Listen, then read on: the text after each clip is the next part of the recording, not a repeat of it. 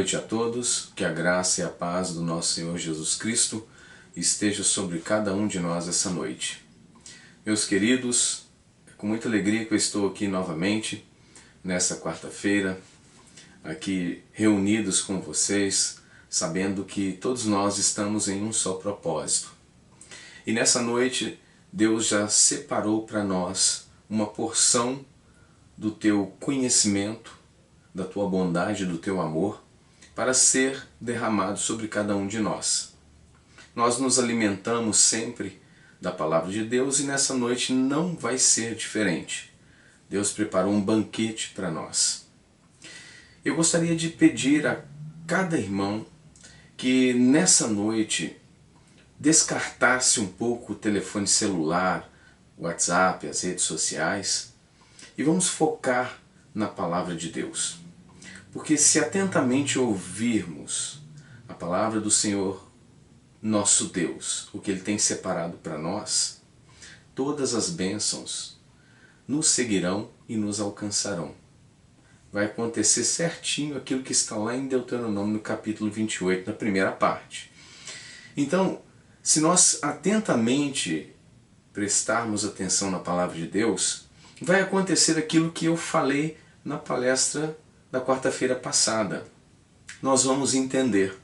E quando há um entendimento, vem com ele imediatamente o despertamento, porque nós compreendemos e entendemos qual é a perfeita e agradável vontade de Deus para as nossas vidas.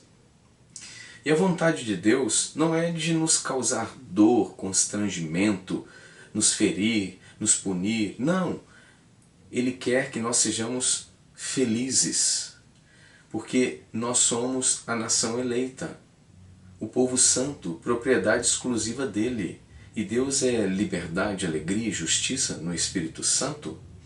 Nós também temos esse direito nele, porque foi para isso que ele morreu. Então nessa noite, nós vamos dar continuidade sobre o propósito de Deus nas nossas vidas, sobre o Calvário, tudo que nos foi dado ali no Calvário, tudo que nós temos oportunidade de construirmos nas nossas vidas, foi por causa do Calvário de Cristo. O Calvário faz toda a diferença na vida de um cristão, porque ele nos substituiu no momento doloroso, no momento em que nós deveríamos colher o retorno daquilo que entrou na humanidade através da vida de Adão. Paulo explica isso em Romanos 5,12.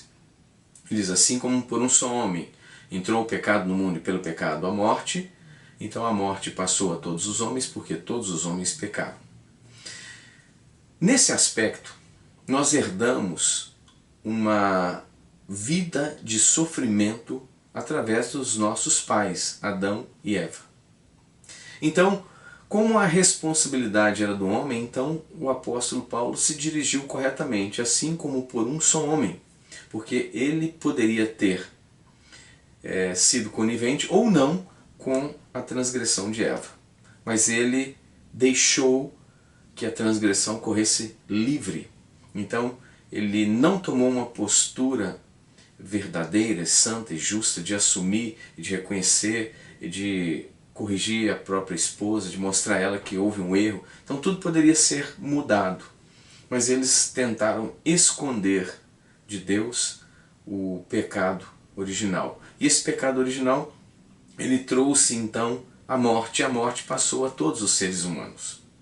Mas para que nós sejamos livres desta morte, desta vida que nós temos contemplado neste mundo, que é uma vida de sofrimento. Então, para que as pessoas sejam livres desta vida de sofrimento que nós herdamos dos nossos pais no Éden, então é necessário que nós venhamos aceitar, ou melhor dizendo, possuir a promessa de Deus através do teu santo Filho, Jesus, o Messias, o nosso Salvador.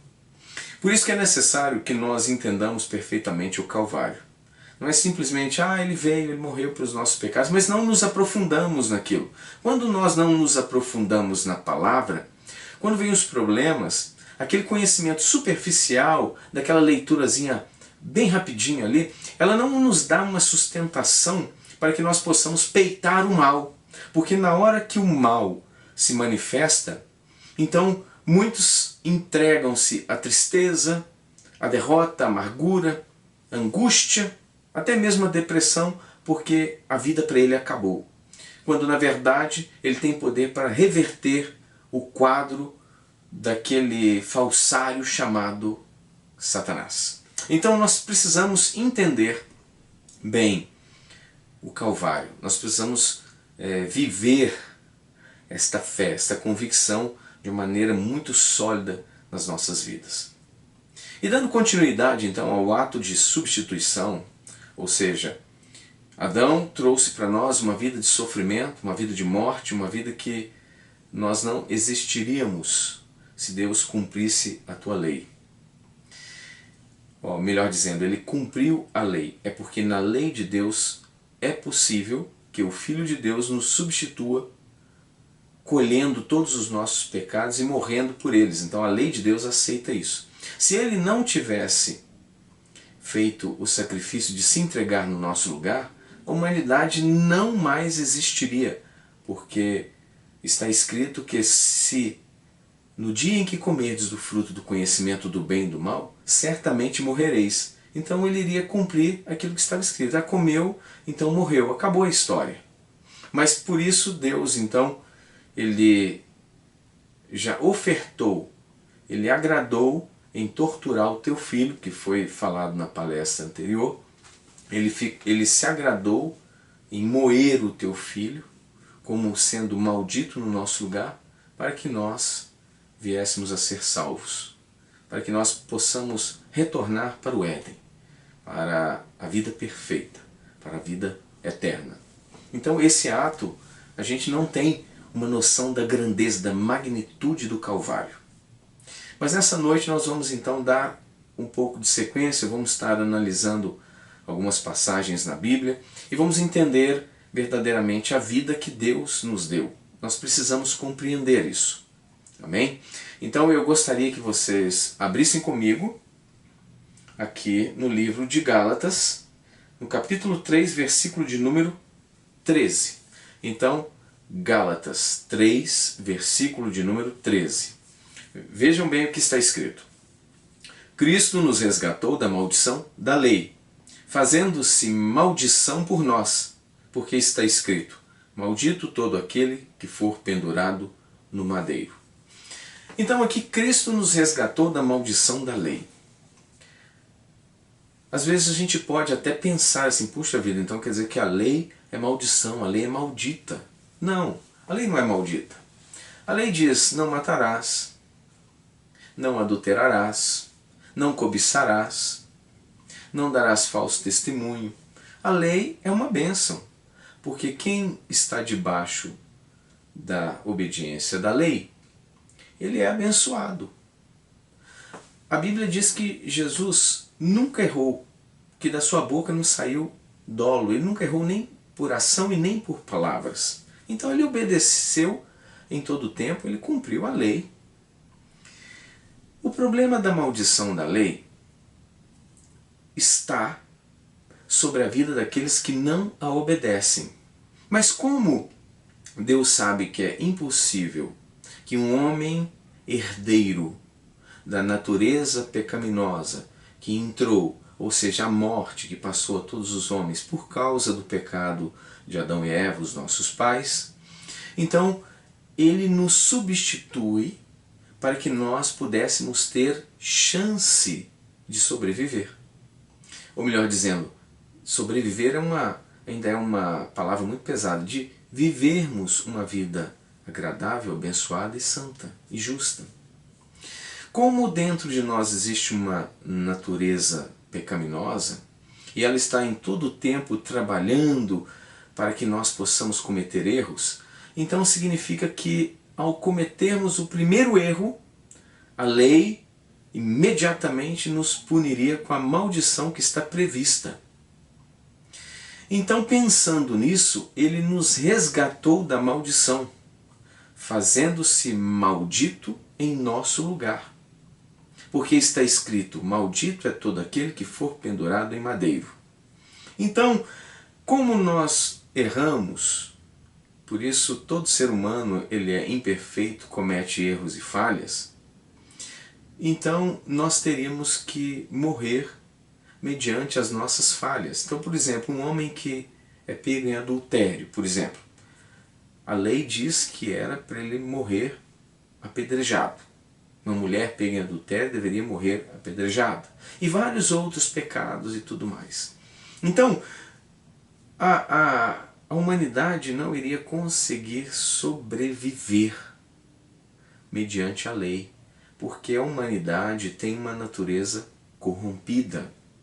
Então, para isso, entrou o ato de substituir. Lá no tabernáculo de Moisés, nas palestras anteriores, eu mostrei que haveria uma necessidade de que alguém inocente morresse no nosso lugar e o sangue dele fosse derramado. Lembra lá no altar do holocausto, na entrada do tabernáculo de Moisés? Então, a salvação de Jesus, ela era pré-figurada através dos animais inocentes que recebiam a morte em nosso lugar para desviar os olhos de Deus de nós e passar então aquele animal que nos substituiu, ou seja, nós recebíamos então a expiação dos nossos pecados, desviar o olhar de Deus que estava sobre nós para outrem. Então eram sacrificados animais prefigurando o cordeiro que haveria de vir. E chegou então o tempo em que veio o cordeiro. 4.000 anos aproximadamente depois de Adão e Eva veio o Cordeiro Santo de Deus. E aí a Bíblia nos diz no livro de Hebreus que foi feito um sacrifício de uma vez por todas. Então não é mais necessário, porque foi um sacrifício imenso. Nós somos comprados por um alto preço. O Filho de Deus teve que ser maldito e sofrer todas as consequências das nossas falhas, das nossas dores, das nossas transgressões. Então ele sofreu, ele levou sobre si. Então ele nos substituiu. Então aqui está escrito nesse versículo, de forma resumida: Cristo nos resgatou da maldição da lei, fazendo-se maldição por nós, porque está escrito: maldito todo aquele que for pendurado no madeiro. Então, ao ser pendurado no madeiro, ser torturado, desde o momento lá em que Judas o beijou para identificá-lo, então os soldados o prenderam e dali começou uma trajetória da sua dramática morte. Tortura em cima de tortura, até que ele dissesse: tetelestai, está consumado. Eu paguei todos os pecados. Então aqueles que aceitam o Calvário, que concordam que Deus autorizou em concordância massacrar o teu filho em resgate dos nossos pecados. Então, quando nós entendemos isso, quando nós recebemos isso, então nós recebemos o perdão, porque nós somos lavados imediatamente com o sangue de Jesus. E o sangue de Jesus, ele nos purifica de todo o pecado. Então o Calvário nos purifica. O Calvário se torna maldito em nosso lugar. Jesus se tornou maldição no nosso lugar. E então nós somos abençoados. E isso tudo aconteceu, diz aqui na Bíblia, o seguinte: para que os gentios viesse, para que aos gentios viesse a bênção de Abraão em Jesus Cristo. Então, todas as bênçãos que estavam sobre Abraão, elas chegaram até nós pela promessa do Espírito. Então nós somos abençoados, nós somos herdeiros, nós somos filhos de Abraão por causa do Calvário. Então, mesmo que nós somos seres imperfeitos e às vezes nós erramos, o que acontece? A lei não pode lançar a maldição prevista para para os errantes. Por quê? Porque o sangue de Jesus nos purifica.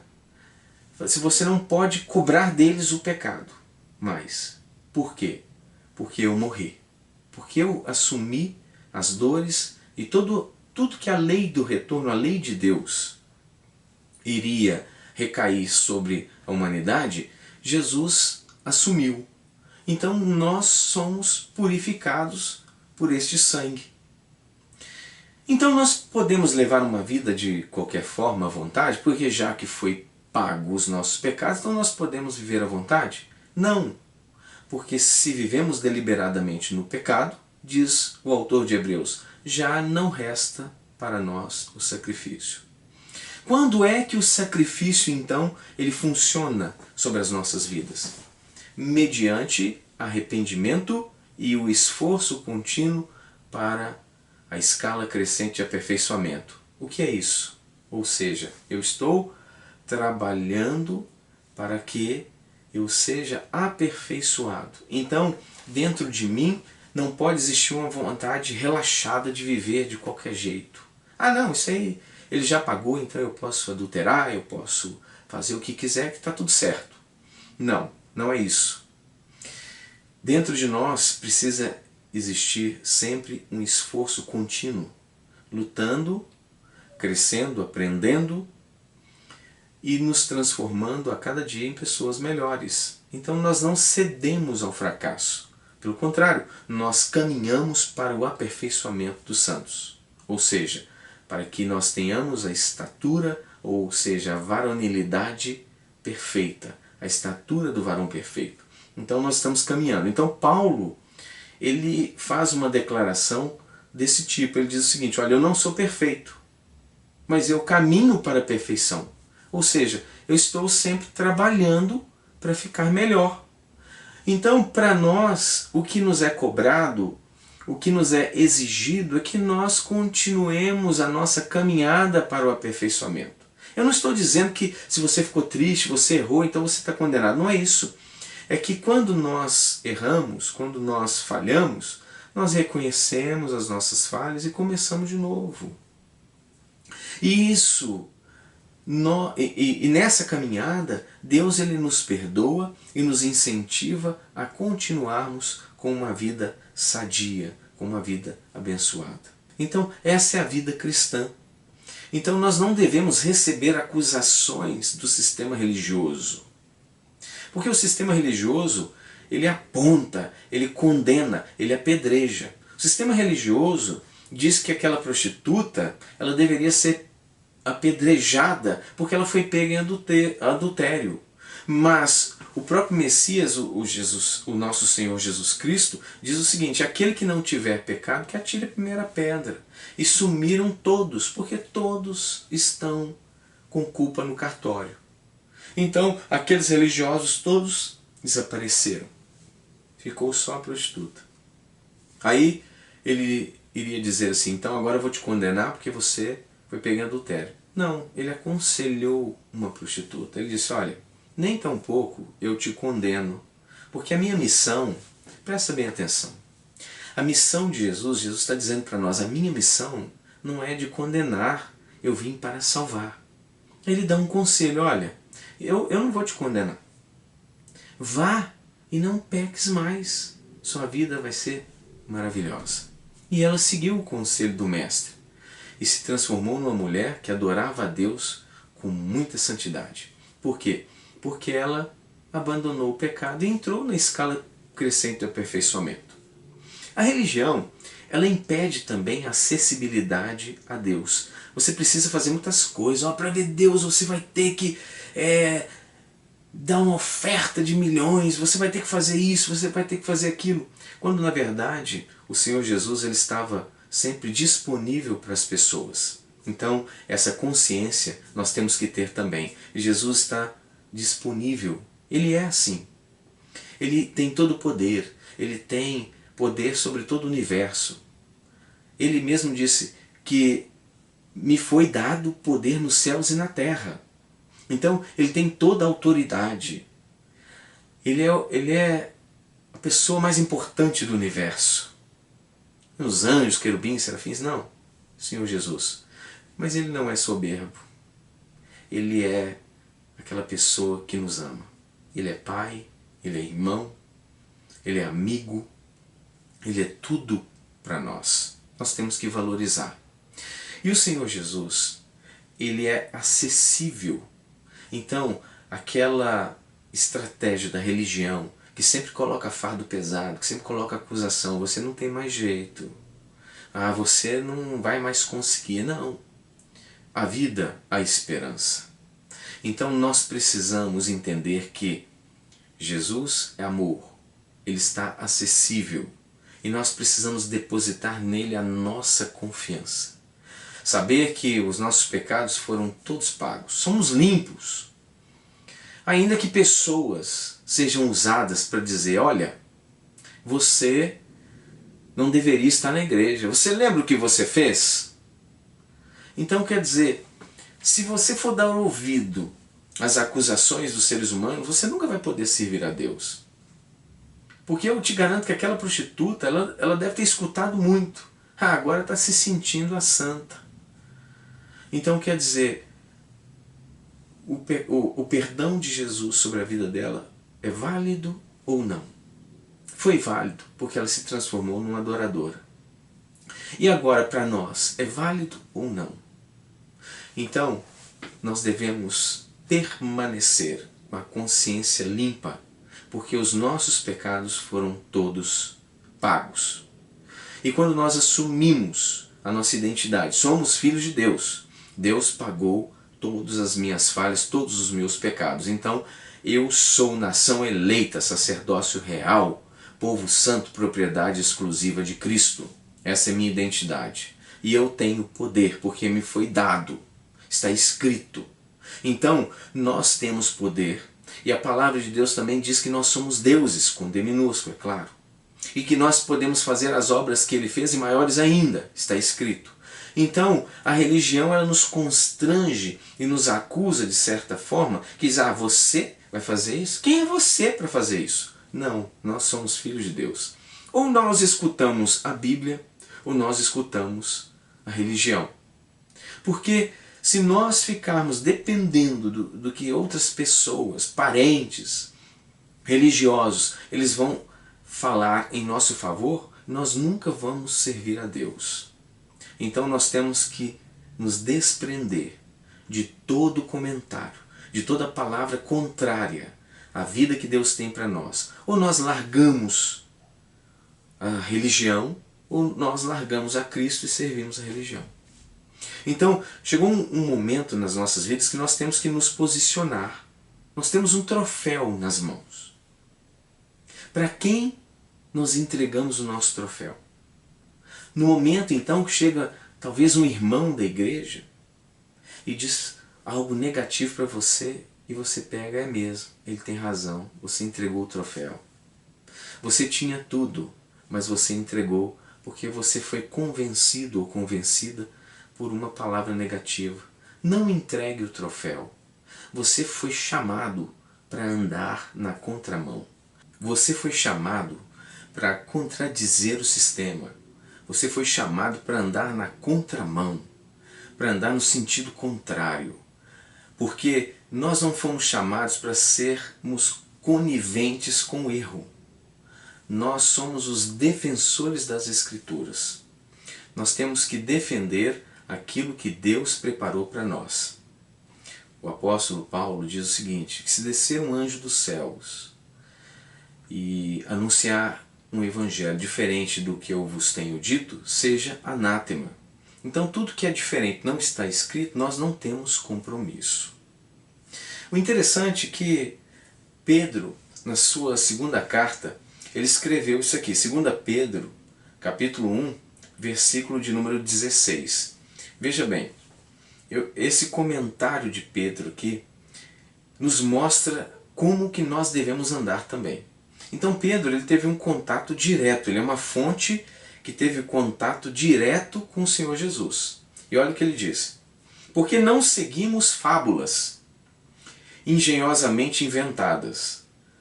Quando vos fizemos conhecer o poder e a vinda do nosso Senhor Jesus Cristo, pois fomos testemunhas oculares da sua majestade. Então, ele está dizendo que eles não seguiam fábulas arquitetadas, porque eles foram testemunhas oculares. E quando nós estamos vendo o testemunho aqui através das cartas, através dos evangelhos, de pessoas que estiveram diretamente em contato com o Senhor Jesus Cristo. Então nós temos uma fonte refinada, uma fonte de informação acerca do reino de Deus pura.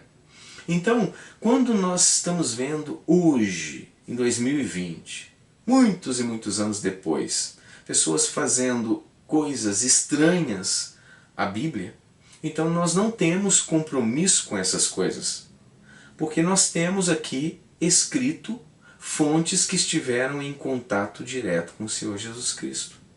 Então nós temos que soltar as fábulas, porque cada fábula que está gravada na sua mente, ela está tirando poder vital do seu corpo. Então, cada item que é falso, que é religioso, que é um ritual que não faz parte do reino de Deus, ele está minando o teu corpo. Ele está adoecendo a sua vida cristã. E aí o que acontece? Você não tem o poder, esse poder maravilhoso que já foi entregue a nós por intermédio do Senhor Jesus Cristo. Esse poder que nos transformou em deuses.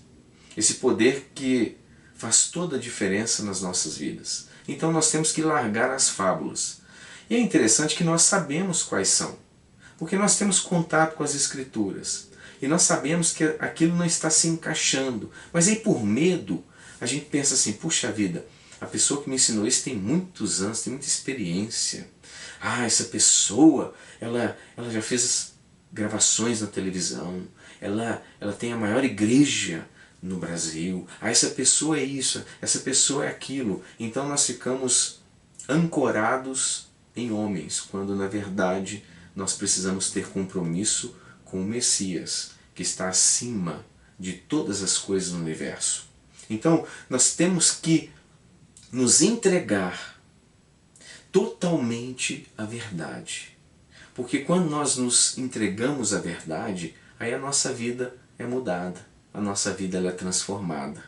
Porque enquanto nós ficarmos ali patinando em cima de sistema religioso, em cima de fábulas, em cima de muitas coisas, não adianta você estar frequentando os cultos, participando, cantando louvores e tudo mais, mas quando dentro de você está cheio de fábulas. Isso é algo que você tem que quebrar. Ninguém pode quebrar por nós. Por isso que às vezes você está dentro da igreja, entra ano e sai ano, e a sua vida continua a mesma coisa. Porque você tem um sistema de crenças limitantes. Aquilo é como uma corrente colocada nos teus pés, e você vê todo mundo na igreja às vezes sendo abençoado, coisas grandes acontecendo, pessoas dando testemunho, e você nada, porque está presa ou está preso a sistema religioso, ou tradição familiar, ou tradição cultural. Nós temos que rasgar essas informações e partirmos do zero. Então nós vamos servir a Jesus, é só Jesus. Porque não adianta. Ninguém vai poder fazer isso por nós. É decisão nossa. Nem Deus vai mudar o seu livre-arbítrio. Ele vai dizer, não, agora você vai me obedecer porque eu vou te forçar. Não, ele não vai fazer isso. Deus, ele respeita o livre-arbítrio. É uma decisão interior, é uma decisão nossa. Hoje em dia, nós temos visto muitas igrejas, muita gente que se diz cristã, todos estão atrás de poder, de riqueza, estão atrás de conquistas, estão atrás de muitas coisas. Mas eles estão querendo conquistar, mas estão menosprezando a lei de Deus. E uma lei muito importante, ou melhor dizendo, ela é tudo no reino de Deus, é o amor e as suas vertentes. Então, quando o amor se esfria, o sucesso também se vai. Porque o sucesso da vida cristã depende do amor. Nós não podemos caminhar, conquistar, construir, idealizar, determinar, se nós não temos o amor. Porque o amor é tudo no reino de Deus. Nós seremos como balões vazios, murchos, sem nada, vazio, como um sino que toca, só faz barulho, mas não acontece absolutamente nada, porque não existe amor. E nós não podemos negligenciar o amor. Eu vejo muita gente reclamando, porque acontece isso, fulano faz isso, ciclano me feriu, aconteceu isso, falou mal, aconteceu aquele monte de coisa. Mas existe uma lei no reino de Deus, que eu até dei um nome para ela, chama Lei do Espelhamento. Eu vou ler para vocês. Em Mateus 7, no versículo de número 12, aqui está a lei demonstrada. Quantas vezes a gente leu isso aqui? Não é novidade nenhuma, mas a gente esquece. E quando nós esquecemos dessa lei, aí nós vamos colher de acordo com aquilo que nós estamos vivendo. Veja bem, portanto, tudo quanto quereis, vamos lá de novo, portanto, tudo quanto quereis que as pessoas vos façam, assim fazei-o vós também a elas, pois esta é a lei e os profetas. Então, como que eu quero que as pessoas me tratem? Eu quero que as pessoas me tratem bem, me tratem com amor. Agora vamos ver, como é que eu estou tratando as pessoas? Eu trato assim, na hora que dá, eu atendo, eu aconselho, se eu não posso falar, eu trato mal, se eu estou com pressa, eu não atendo o telefone, eu não estou nem aí, eu vivo de qualquer jeito. Então eu estou provocando um espelhamento das minhas ações na vida de outras pessoas que vão fazer o mesmo na minha vida. Então, no ciclo da minha vida, esta atitude de não se preocupar com a forma com que eu trato o meu próximo provoca um retorno que irá trazer pessoas que também não vão se preocupar com a forma com que elas me tratam. Então, vai funcionar a lei da atração. Aquilo que eu estou vivendo está sendo espelhado e vai retornar para mim do jeito que eu estou fazendo. Então, se eu tenho queixa de como as pessoas estão me tratando, é necessário rever a minha vida cristã. Então eu tenho que ver como é que eu estou tratando as pessoas. Como é que eu estou respondendo àqueles que têm necessidade, àqueles que me pedem alguma coisa. Como é que eu estou tratando essas pessoas? Então, eu quero ser bem tratado. Então, do jeitinho que eu quero ser bem tratado, eu vou tratar o meu próximo. E aí o Senhor Jesus está dizendo, esta é a lei e os profetas. É desse jeito.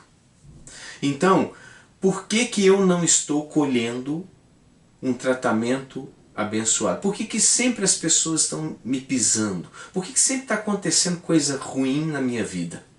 Porque eu sou a fonte deste retorno. É simples assim. Então nós precisamos entender que não podemos cobrar dos outros aquilo que nós não estamos vivendo. Mas aí as pessoas estão me tratando mal, então agora eu vou fazer jejum, eu vou para o monte e eu vou expulsar aqueles demônios que vai resolver o meu problema. Se você está tratando as pessoas de forma fria, se você não está dando amor, não está dando carinho, você não vai colher o amor, o carinho.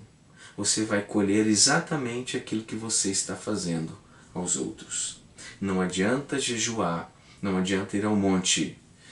A lei de Deus tem que ser cumprida, nós precisamos obedecer. Por isso que nós vivemos em escala crescente de aperfeiçoamento. Recebemos a palavra revelada e nós nos adequamos à palavra revelada.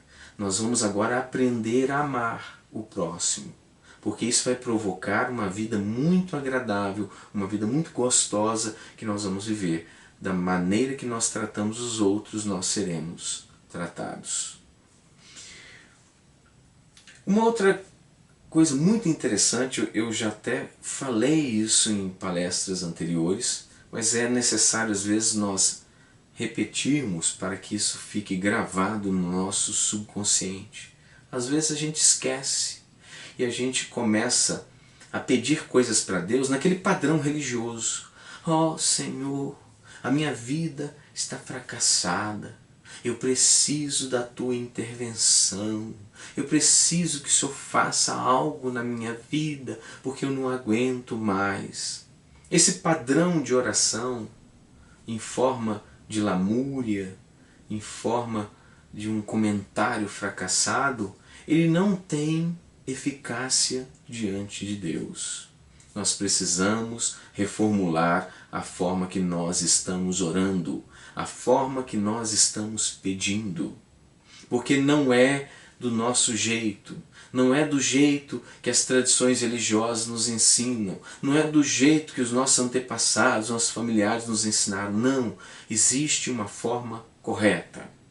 Para que nós tenhamos sucesso, nós precisamos entender o Calvário. E quando nós entendemos o Calvário, nós precisamos entender as entrelinhas das dicas que o Messias deixou nos Evangelhos, chamados versículos. Nós precisamos entender o que ele está dizendo ali, qual que é o jeito, qual que é a forma. A forma correta de pedirmos e recebermos está em Marcos, no capítulo de número 11, versículo de número 24. Isso foi falado muitas vezes em outras palestras, mas eu tenho certeza que vocês estavam precisando escutar isso aqui. Portanto vos afirmo, tudo quanto em oração pedirdes, tenhais fé que já o recebestes, e assim vos sucederá. A oração, ela não pode ser passada no futuro. Ela precisa estar no passado. Então, quando eu vou fazer uma petição a Deus, imediatamente eu determino dentro de mim, com a convicção de que aquilo está consumado, já foi feito. Eu já recebi, eu já tenho aquilo que eu pedi, eu já tenho aquilo que eu determinei, aquilo que eu orei, aquilo que eu falei com Deus. Então eu já tenho, já está no passado, isso dentro de mim. Aí quando eu faço assim, se cumpre então o que está escrito no versículo. E assim vos sucederá. Então eu não posso pedir e falar assim, ah Deus, eu peço, eu faça isso um dia. Não, Deus, eu me dê uma casa. Aí dentro de mim está feito, eu já recebi. Deus, eu quero um carro. Eu já tenho o carro, está feito, eu já recebi. Então você precisa ter dentro de você lembranças do futuro. Como que é isso? Eu expliquei. Você vai visualizar em forma de imagem aquele carro que você já tem, que você já recebeu. E quando você faz isso e você se alegra com essa imaginação, com essa visualização, você vai provocar o acontecimento, porque você fez conforme está escrito. Você recebeu dentro de si no passado. E o que vai acontecer? E assim vos será feito. Então, nós não podemos burlar o sistema. Nós temos que obedecer a palavra de Deus do jeito que foi escrita. Qual a luz que eu emito? Essa é uma pergunta que nós devemos fazer para nós mesmos. Por quê? Porque o nosso estado de consciência faz com que nós sejamos emissores daquilo que somos. Lembra que eu disse em uma palestra muito anterior que nós não temos aquilo que queremos, mas nós temos aquilo que somos. Então quando nós somos alguma coisa. E essa coisa que nós somos, ela vai passar, ela vai ser transmitida. E eu quero que vocês prestem atenção nesse detalhe, porque isso é algo também que nós temos que quebrar. A forma, a nossa ótica, ela nos prejudica. Ela faz com que nós sejamos emissores de trevas ou emissores de luz. depende de quem nós somos e a forma com que nós enxergamos as coisas. Diz assim a palavra de Deus no livro de Mateus, capítulo 6, versículo de número 22. Os olhos são a lâmpada do corpo. Portanto, se teus olhos forem bons, todo o teu corpo será pleno de luz. Porém, se os teus olhos forem maus, todo o teu corpo estará em absoluta escuridão. Por isso, se a luz que há em ti são trevas, quão tremendas são essas trevas? Interessante é que a gente imagina o seguinte, que a treva como uma luz apagada, né? Então, essa é a metáfora. Mas aqui ele está dizendo, preste bastante atenção, que existe uma radiação, ou seja, uma emissão. Então, quando os olhos, a forma com que nós estamos vendo as coisas, não são formas maldosas de enxergar, nós não temos a cobiça, não desejamos o mal, não queremos a vingança, não temos ressentimento, não temos a falta de perdão. Então, o nosso olhar, a forma que nós estamos enxergando a vida, é uma forma agradável aos olhos de Deus, então nós estamos emitindo luz. Em todo tempo existe luz, uma frequência alta. O nosso campo eletromagnético ele está em alta. Então, nós, quando entramos em um ambiente, as pessoas ficam melhores. Você já viu aquela pessoa que às vezes recebe até um apelido de seca-pimenteira? Por quê? Porque ela chega no lugar, tudo fica ruim. Ela tem uma atmosfera fraca. Você conversa com ela um minuto, você sai triste, você sai pesado. Por quê? Porque ela está emitindo a luz que tem nela. Mas espera aí, a luz não é uma coisa boa? É porque aqui nós estamos trabalhando como se fosse radiação. Presta atenção na segunda parte do versículo, ou melhor dizendo, no versículo de número 23. Porém, se teus olhos forem maus, todo o teu corpo estará em absoluta escuridão. Então, por isso, se a luz que há em ti são trevas, então, se a luz que há em ti são trevas, então se a emissão, se a radiação que está partindo de você são trevas, aí diz assim, quão tremendas são essas trevas. Então, a luz que a pessoa está emitindo é uma luz escura. Ou seja, é uma radiação comparada às trevas. Trevas é um estado metafórico, claro, que as pessoas não enxergam, é um estado ruim de viver neste mundo. Ou seja, quem está em trevas não enxerga, não sabe para onde vai, não pode ajudar ninguém, porque ele está em trevas. Então a pessoa está emitindo esta atmosfera ruim, essa atmosfera que ele não sabe para onde vai, ele é sempre negativo, ele tem raiva, ele tem rancor. Então quando conversa com alguém a pessoa fica pior do que estava antes. Por quê? Porque ele está emitindo. Quão tremendas trevas são. Então essa treva que está fluindo dele é um tipo de luz, é uma luz obscura. Não na luz no sentido de iluminação, mas sim luz no sentido de radiação. Porque nem tudo que está radiando ilumina. Existem vários tipos de radiação, por exemplo, na física quântica, que ela passa, ninguém vê nada. Por exemplo, radiação de fissura nuclear. Então a fissão nuclear ela transmite uma radiação que gera câncer, tumor, a pessoa perde o cabelo e morre. Lembra das bombas que foram lançadas sobre Hiroshima e Nagasaki, as duas cidades no Japão? Então, aquela radiação ela não ilumina, ela simplesmente destrói. Então vamos usar essa metáfora da radiação nuclear para vocês entenderem. Então a pessoa está radiando coisa ruim, ela está radiando uma treva em forma de luz, ou seja, está partindo dela de dentro para fora. E a presença dela prejudica pessoas. Então se a pessoa não está firme na luz, aquilo começa a prejudicar aquela pessoa. Ela sai pior do que quando antes de conversar com uma pessoa que está em condições aqui que o Senhor Jesus está nos mostrando. Então, isso é muito interessante. Existe um filósofo americano que ele já se foi, então ele se chamava Ralph Waldo Emerson. E ele escreve um pensamento muito interessante sobre essa questão de quem somos, o que está dentro de nós, o que nós estamos vivendo. Isso tudo é passado. E olha que interessante o que ele diz. Existe uma confissão no brilho de nossos olhos, em nossos sorrisos, nas saudações, nos apertos de mão. Seu pecado o macula, mancha toda boa impressão. Os homens não sabem por que não confiam nele, mas não confiam. O vício embota seu olhar, envilece sua bochecha, afila seu nariz, imprime a marca da besta na nuca e escreve: ó tolo, tolo, na testa de um rei.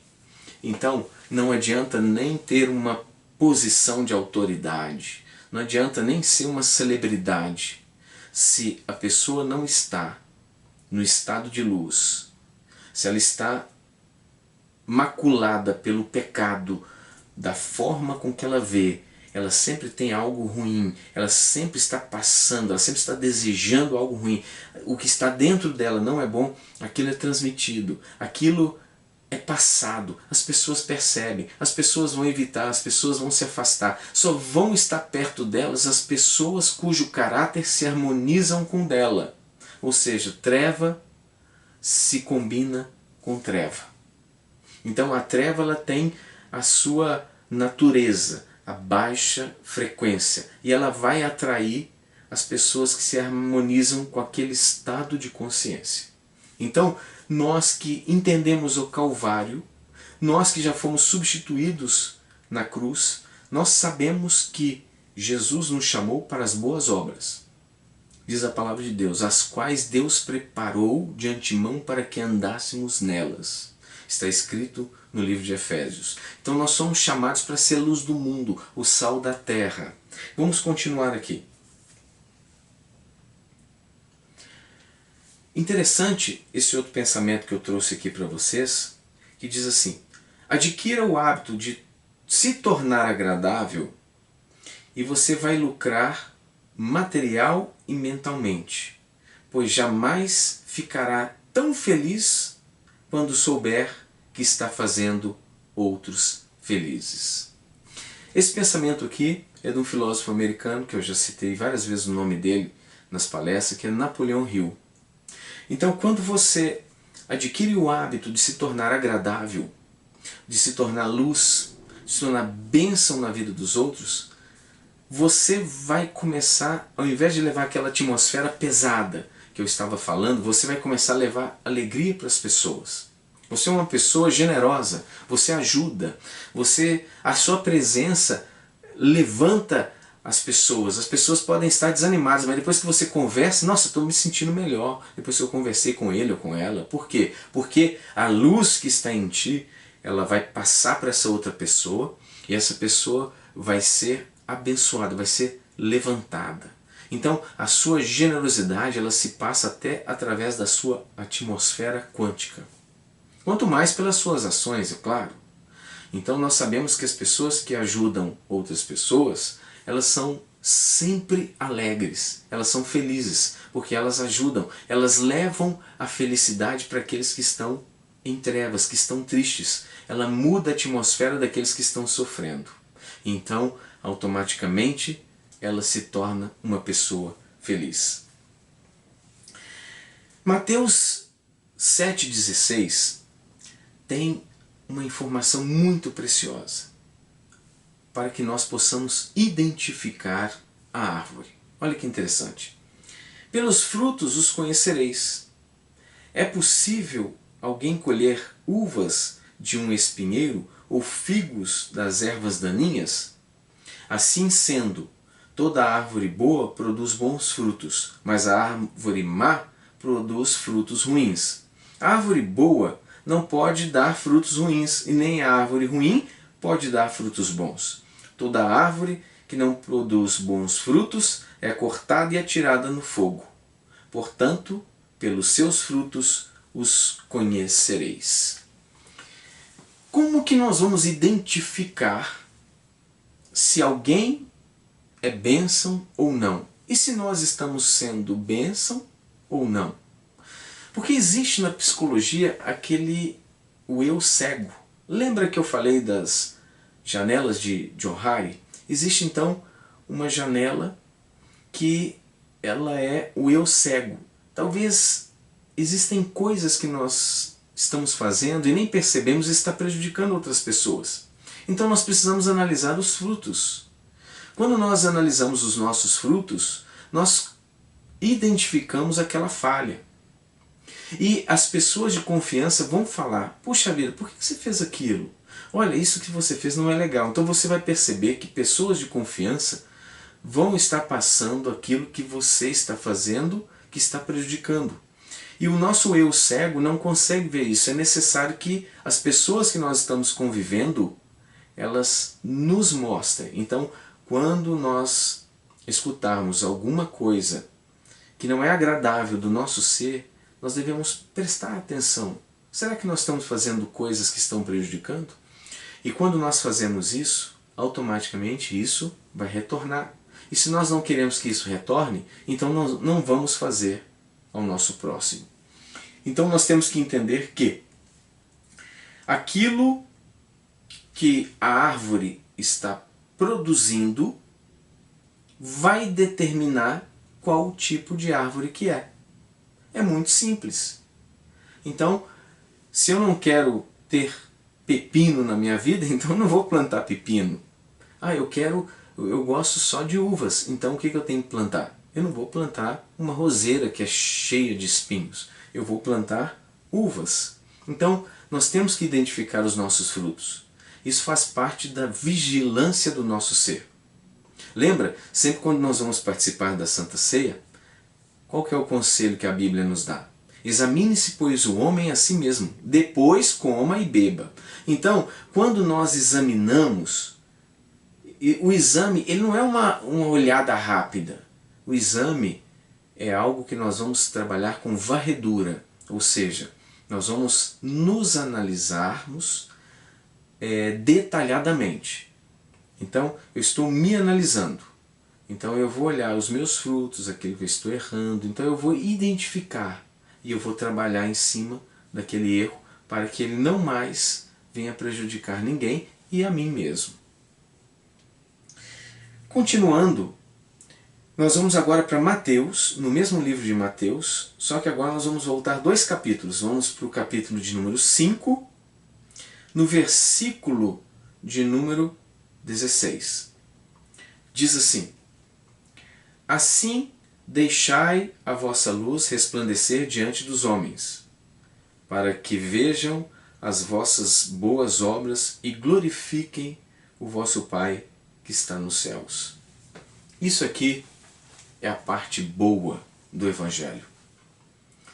Para aqueles que compreendem o Calvário, para aqueles que já receberam o perdão de Deus, e para aqueles que já baniram do seu ser todas aquelas tradições religiosas, todas aquelas coisas os rituais, as coisas que nos afastavam de Deus. Então agora nós temos o dever de manifestar a luz de Deus que está sobre nós na vida dos outros. Então, quando nós deixamos a nossa luz resplandecer diante dos homens, a segunda parte do versículo está dizendo qual é o propósito dessa luz. É para que vejam as vossas boas obras e glorifiquem o vosso Pai que está nos céus. Então, as nossas boas obras, elas fazem parte da nossa iluminação. Então, quando eu vejo uma pessoa em dificuldade e eu dou uma ajuda, eu faço uma doação, seja em dinheiro, seja em alimento, seja em roupa, seja como for, então eu estou sempre praticando boas obras, eu estou sempre ajudando, eu estou sempre amando. Então aqui na segunda parte do versículo está ligada às obras. Então a luz está ligada a uma ação. Então eu não posso ser luz se eu não faço nada. Eu preciso ser luz na vida dos outros. Por exemplo, eu gosto muito de falar sobre essa ajuda. Quando nós ajudamos pessoas na rua, sem esperar nada em troca, toda vez que nós entregamos uma dádiva, Ou seja, nós estamos entregando ali um presente, uma ajuda, uma roupa. Aquela pessoa fala, oh, muito obrigado, e te abençoa. Já percebeu isso? Muito obrigado, que Deus te abençoe. Oh, muito obrigado, que Deus te abençoe. Eu vou dar um testemunho para vocês. Eu estava estacionando o carro ali perto do shopping. Isso foi hoje. E aquele rapaz chegou para mim e falou, ó, vou olhar o teu carro. Eu falei, ó, joia. Aí quando eu voltei do shopping, eu peguei e entreguei a ele uma quantia. Ele falou assim, ô rapaz, posso te falar uma coisa? Só você faz isso. Só você que me dá esse tanto. Que Deus te abençoe. E fica feliz. Então isso é um tipo de luz. Eu fui luz na vida daquele homem. E assim, a gente tem que estar sempre brilhando com as nossas obras. E quando nós fazemos isso, com certeza, nós estamos provocando na vida dos outros alegria. E nós estamos também fazendo uma substituição. Imagina-se no lugar do necessitado. Como que você gostaria que as pessoas te tratassem? Então você se coloca, você substitui o lugar daquela pessoa e fala assim, bem, se eu estivesse naquela situação, eu queria que as pessoas me ajudassem com amor. Então faça isso. Faça isso porque você vai provocar uma reação tão poderosa, tão abençoada na sua vida, mas não pode fazer uma vez só não. Como diz um psicoterapeuta de forma holística, ele diz o seguinte, a roda tem que continuar girando, não é dar uma voltinha ali e aquilo já está resolvido, eu já fiz, então agora eu vou ser feliz pela vida toda. Não, isso é uma constante, é um caminhar. Então eu vou estar sempre brilhando. Eu não posso apagar a minha luz. Pelo contrário, eu vou aumentar a minha luz. À medida que Deus vai me prosperando, eu vou ajudar mais. De repente eu já estou ajudando os asilos, de repente eu estou ajudando essas instituições que recolhem os meninos de rua. E assim a gente vai começando a brilhar de tal forma que quando nós olhamos debaixo da nossa sombra, tem muitas pessoas ali vivendo em paz. Ou seja, nós construímos um abrigo de amor na vida de várias pessoas. E é isso que Deus quer de nós. Nós precisamos ter obras. Obras que manifestam a luz. E isso vai nos fazer pessoas felizes. E nós vamos colher isso tudo de volta multiplicado. Isso está na palavra de Deus. O filósofo americano Napoleão Hill, ele exprime em pensamento a forma como nós devemos conduzir a vida, como nós devemos enxergar a vida. E é muito interessante, eu vou ler esse pensamento, mas preste atenção porque ele contém uma riqueza muito grande. Veja bem, ele diz assim, ó, livre-se do ressentimento e desista de desafiar os homens a se meter em discussões inúteis. Tire os óculos embaçados, através dos quais você vê o que acredita ser tristeza. Tristeza da vida. Em vez disso, contemple a luz radiante da afabilidade. Jogue fora o martelo e desista de bater, pois com certeza você deve saber que os grandes prêmios da vida vão para os construtores e não para os destruidores. O que ele está dizendo? Ele está dizendo exatamente o que o Senhor Jesus disse. Se os teus olhos forem bons, todo o teu corpo será luminoso. Então às vezes nós estamos usando um óculos embaçado. E esse óculos embaçado, ele mostra uma vida triste. O que ele está dizendo é que o nosso ponto de vista, a nossa forma de ver, às vezes está trazendo uma vida triste. A maldade que está por detrás dos nossos olhos está fazendo com que existam óculos espirituais, para você entender, que estão distorcendo a verdade. Então quando nós estamos com o olhar ruim, um olhar maligno, uma forma incorreta de ver as coisas, enxergando fora da verdade de Deus, então existe um óculos. Isso eu estou dizendo é uma metáfora. É algo que está distorcendo a vida e ela está vindo para nós uma vida de tristeza. Nós só vamos enxergar as coisas ruins. Então, da mesma forma que nós somos ruins, é a mesma forma que nós vamos enxergar a vida. Se você quer ver uma vida boa, você deve olhar para a luz. E olhar para a luz significa aquilo que eu li no versículo anterior, que nós devemos fazer obras as quais os homens glorifiquem a Deus por causa da sua atitude. Isso é olhar para a luz, é uma ação. Você vai começar a provocar uma reação na matriz divina em seu próprio favor, porque você está sendo motivo de alegria na vida dos outros. Então esse óculos, essa coisa ruim, essa coisa que acompanha a tua vida, talvez você participa de círculo de oração, vai para o monte, recebe unção e faz aquele monte de coisa, mas está ruim, é porque você é ruim. Então nós precisamos mudar isso. Nós precisamos quebrar esse mal dentro de nós e ver a vida com os verdadeiros olhos de Deus. Amar o próximo como a nós mesmos. E quando nós amamos o próximo, a nossa vida se torna uma vida de alegria, uma vida abundante. O embaçado, a tristeza, a angústia, ela se vai, porque dentro de você existe uma constante chamada amor. E o amor ao próximo é o segredo das maiores vitórias. E para encerrar essa palestra, eu espero que tenha sido de grande valia todas essas informações que foram passadas, porque elas estão sendo extraídas da Palavra de Deus, não tem nada aqui criado, tudo está se encaixando, está se alinhando. Então eu gostaria que você abrisse agora lá em 1 João, no capítulo de número 1, versículo de número 7. Preste bastante atenção no que o apóstolo João nos ensinou. Diz assim: se no entanto andamos na luz, como ele está na luz, temos plena comunhão uns com os outros, e o sangue de Jesus, seu Filho, nos purifica de todo pecado. Então tudo está ligado. O perdão, a comunhão, por causa da luz. E a luz são as obras que eu li lá em cima, que nós devemos fazer as obras que provoquem alegria na vida dos outros e eles glorifiquem a Deus.